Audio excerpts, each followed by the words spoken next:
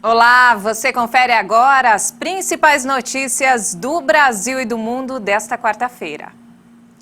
E olha só, na luta para combater as variantes do coronavírus, a Anvisa aprovou uma nova versão da vacina AstraZeneca. A Agência Nacional de Vigilância Sanitária autorizou o ensaio clínico de uma nova versão da vacina da AstraZeneca Oxford em 5 unidades da federação.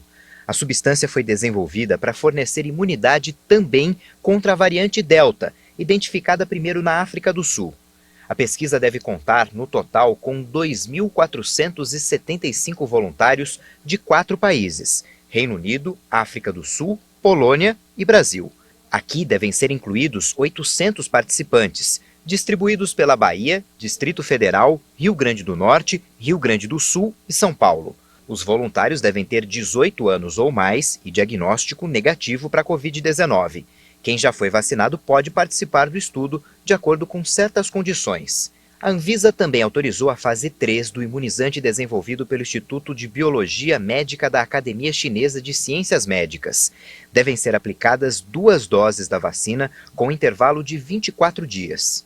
Esse estudo deve contar com 34 mil voluntários no Brasil, Malásia, Bangladesh, China e México.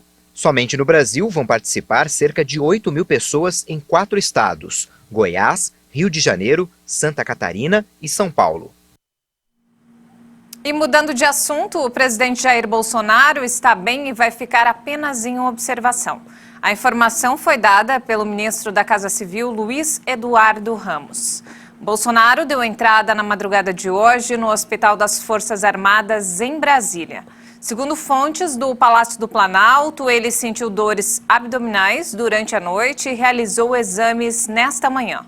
Com Bolsonaro no hospital, a reunião entre os presidentes dos poderes judiciário, executivo e legislativo foi cancelada. E nos destaques internacionais, o Google vai ter que pagar uma multa de 500 milhões de euros, o equivalente a mais de 3 bilhões de reais, pela utilização de conteúdos de editores de imprensa no buscador da empresa. A decisão foi tomada nesta terça-feira pela Autoridade da Concorrência francesa. A gigante americana foi condenada por não ter negociado de boa-fé a aplicação dos chamados direitos conexos, a remuneração aos editores de imprensa pela utilização de seus conteúdos. A autoridade de concorrência também ordenou que o Google apresente uma oferta de remuneração pelo uso atual de seu conteúdo protegido a editores e agências de notícias. Caso contrário, poderá ser objeto de multas de até 900 mil euros por dia de atraso. Em uma mensagem à agência France Press, o Google disse que está decepcionado com a decisão e que agiu de boa-fé. Segundo a empresa, a multa não reflete os esforços que foram feitos ou a realidade do uso do conteúdo atual na plataforma. Para a autoridade francesa, o comportamento do Google é uma estratégia deliberada, elaborada e sistemática de não conformidade com a exigência de negociar de boa-fé. A decisão era muito aguardada, já que é a primeira tomada por uma entidade reguladora dos direitos conexos após a legislação europeia de 2019, da qual a França foi o primeiro país a incorporar. O conflito está nos direitos que a empresa americana deve pagar pelo conteúdo que aparece nas páginas de resultados quando o internauta faz uma busca, como fragmentos de artigos e fotos, por exemplo. No início, o Google estava relutante e tentou forçar os editores a lhe darem o direito de usar seu conteúdo gratuitamente. O mecanismo de busca estimou que os editores já recebiam o suficiente pelo tráfego que gerava para as páginas da web. As decisões da autoridade da concorrência francesa podem ter uma influência global. Ao menos 12 pessoas, incluindo 9 cidadãos chineses, morreram nesta quarta-feira na explosão de um ônibus que caiu em um barranco no noroeste do Paquistão, o que foi classificado de ataque pelo governo chinês. Um ônibus explodiu e caiu por um barranco em uma cidade na província de Khyber. Outros 28 cidadãos da China ficaram feridos no acidente. O episódio foi classificado como um ataque por Pequim, que pediu punição para os responsáveis. A China expressa choque e condenação pelo atentado à bomba na província de Khyber, no Paquistão, que causou mortes e ferimentos a cidadãos chineses. Expressamos nossas condolências aos cidadãos chineses e paquistaneses mortos no ataque e expressamos nossa solidariedade por famílias e pelo povo ferido. 和受伤人员表示慰问。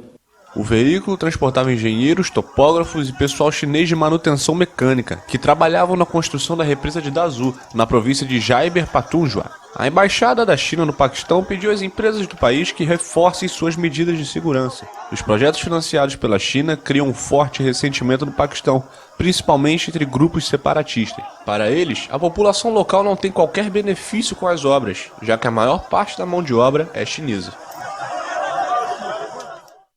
Após a normalização das relações entre Israel e Emirados Árabes Unidos, a monarquia do Golfo inaugurou sua primeira embaixada em Tel Aviv.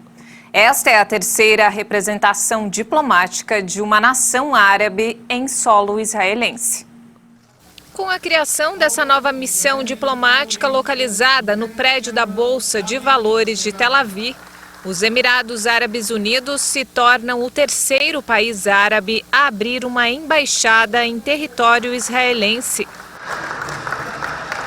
10 meses atrás, nossos países assinaram os acordos com a visão de buscar a paz, a segurança e a prosperidade em nossa região. A abertura oficial da Embaixada dos Emirados Árabes Unidos é uma parte fundamental dessa visão. A abertura dessa embaixada é um marco importante em nossa jornada compartilhada em direção ao futuro de paz, prosperidade e segurança para o Oriente Médio. Os Emirados e Israel anunciaram a normalização de suas relações em 2020, sob o impulso do então presidente americano Donald Trump. O Bahrein, outra monarquia do Golfo, assim como Marrocos e Sudão, anunciaram recentemente a assinatura de acordos de normalização com Israel. No final de junho, o novo ministro israelense das Relações Exteriores, Yair Lapid, viajou para Abu Dhabi. Lá inaugurou a primeira embaixada israelense em um país do Golfo. O gesto foi celebrado pelos Estados Unidos, um grande e histórico aliado de Israel, mas muito criticado pelos palestinos. E para encerrar, olha só, a Itália vai proibir que grandes navios de cruzeiro naveguem no centro de Veneza a partir de 1º de agosto. Defensores do patrimônio e do meio ambiente há anos denunciam os danos que esses navios causam ao frágil ecossistema da lagoa e às fundações do centro histórico da cidade. A medida visa preservar a lagoa veneziana, que há décadas sofre com a passagem das embarcações que transportam milhões de turistas à cidade italiana. Navios com mais de 25 mil toneladas brutas, cerca de 180 metros de comprimento e 35 de altura, cujas emissões contêm mais de 0,1% de enxofre, não poderão entrar na bacia nem no canal de São Marcos, assim como no canal de Giudecca. Com a decisão, as embarcações passam a ter que atracar no porto industrial de Marghera, dentro da lagoa. Cruzeiros menores de cerca de 200 passageiros poderão continuar desembarcando no coração da cidade. Há anos, defensores do patrimônio e do meio ambiente denunciam os danos que esses navios causam ao frágil ecossistema e às fundações do centro histórico da cidade. O assunto voltou a ser debatido no mês passado, com o retorno dos navios após meses de uma pandemia severa.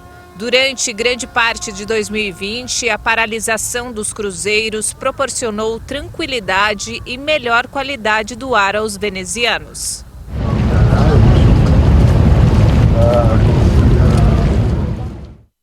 Essa edição fica por aqui. Mais informações ao longo da nossa programação.